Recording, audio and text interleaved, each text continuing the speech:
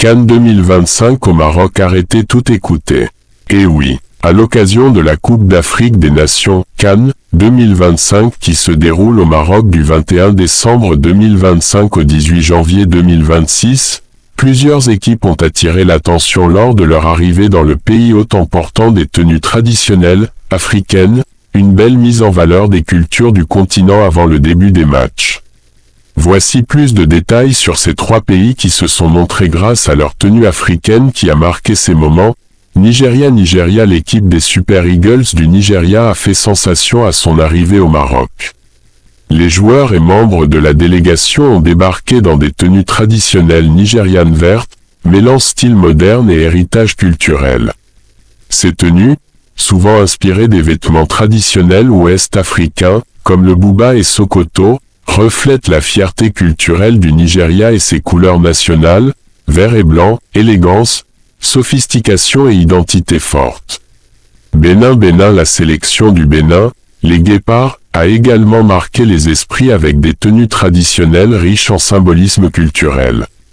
Les membres de la délégation ont porté des habits inspirés du patrimoine Batonu, un groupe ethnique du nord du Bénin, des vêtements tissés et colorés qui représentent leur identité, leur histoire et leur fierté nationale. Cela montre l'importance pour le Bénin de présenter sa culture sur la scène continentale, pas seulement par le football mais aussi par l'expression culturelle.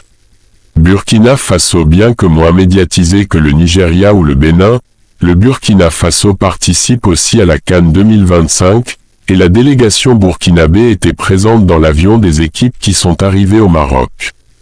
Des photos et vidéos de l'arrivée n'ont pas autant circulé sur les tenues traditionnelles burkinabées dans les sources récentes, mais il est courant que des équipes africaines utilisent leurs tenues traditionnelles ou des vêtements culturels à des moments officiels, notamment lors des arrivées ou cérémonies.